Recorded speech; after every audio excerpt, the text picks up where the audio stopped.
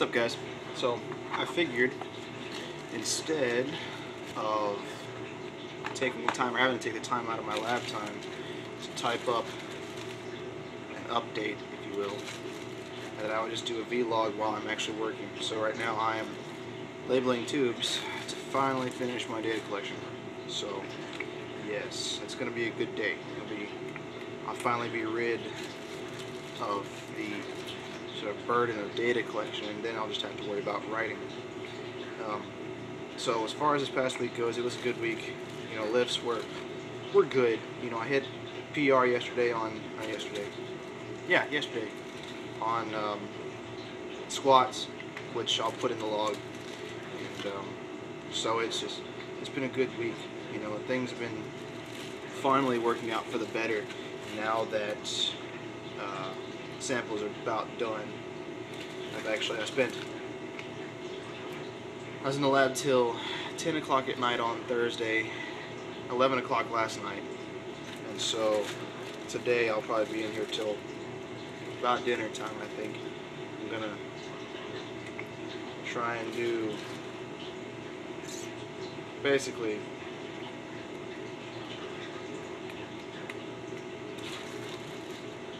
all I have left to do is about 9 samples of actual data that I'll have, and then I'm going to run a couple reagent blanks, and hopefully that'll set the record straight, and I'll be finished. And then all I have to do, well, my plan is just to do some writing tonight. Well, actually, I'll probably run the data for statistics tonight, and then tomorrow I will actually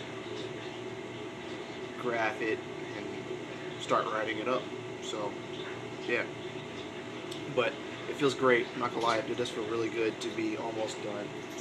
You know, obviously I can't feel 100% great because I'm not officially done yet, but it's a huge burden that feels like it's gonna be lifted here in the next matter of 8 hours or so. It's probably how long it'll take me to finish these. I got to heat a water bath, and I got to take the livers out of baby snakes, and then I got to heat them for an hour and then run them on the HPLC. And so that all is going to take, it's about 15 minutes per sample when you get it on the HPLC. So if you're figuring around 12 samples, it's 4 hours of work right there, plus 2 hours of processing time.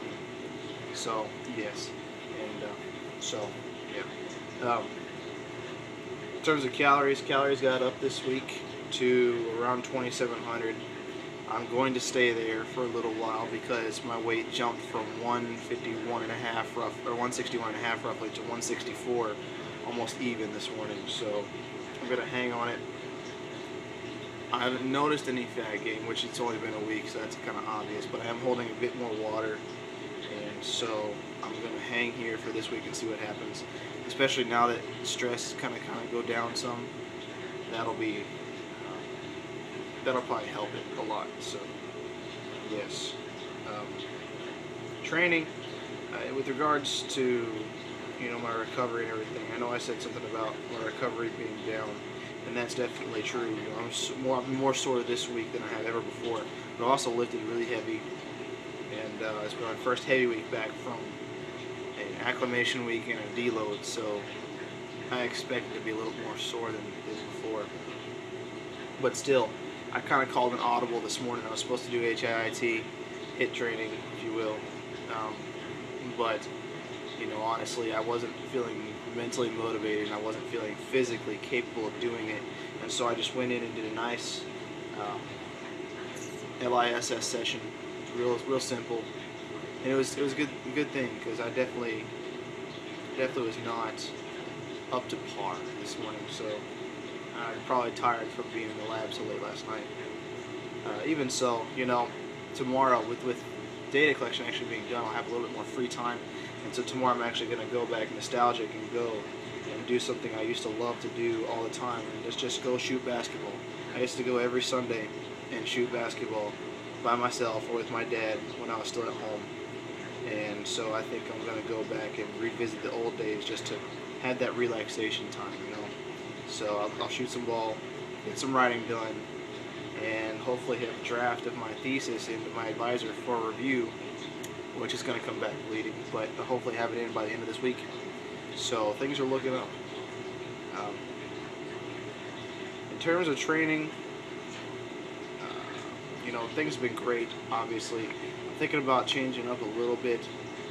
It's going to depend on some other issues like, form checks for the Olympic lifting and, you know, how I feel about heavy lifts and things like that on my push and pull accessory days, because it's variable.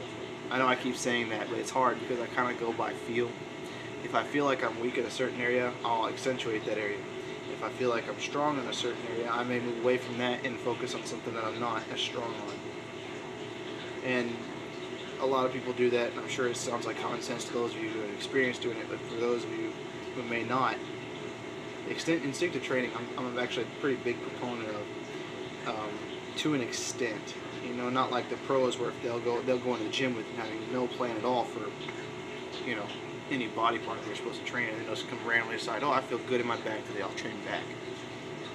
I don't do that. I actually like to have a plan, but in terms of how I would formulate my workout for the week following, that's what I would do. So, yes. But other than that, things have been going great. Once the stress goes away, I'll be able to kind of focus back on what's important, like, reestablishing family ties. Things like that have been kind of going downhill because of how much lab time I've had to put in. I mean, honestly, at Christmas it was bad. I only got to spend like a week and a half at home, and it really was hard because that was the first time I actually spent any decent amount of time at home for months, and that was the first time in, gosh, 20 years. I'm 25 in March. I mean, it's been almost my entire life. I've never seen my mom cry until I left that day for Christmas, and that was very, very hard. And so I think part of one of my priorities is getting back home, spending some quality time with family, visiting family not at home, like down in South Carolina where I have some other family, and just really kind of, getting back together with them and spending some quality time, because honestly, science is important and bodybuilding is important to me. They're two of the most important aspects of my life, but family is always number one. It's always number one. So, yeah. And also, it's hard because my family has always been my biggest supporters. They've always been my top support system. Here at school, there's guys that lift around here and they'll, encourage you or whatever, but it's not the same. They're not there 24/7 saying you can do this, or, when you're feeling down, it's harder to go to them about, problems that you're having than it is to go to your family. Or at least that's been my experience.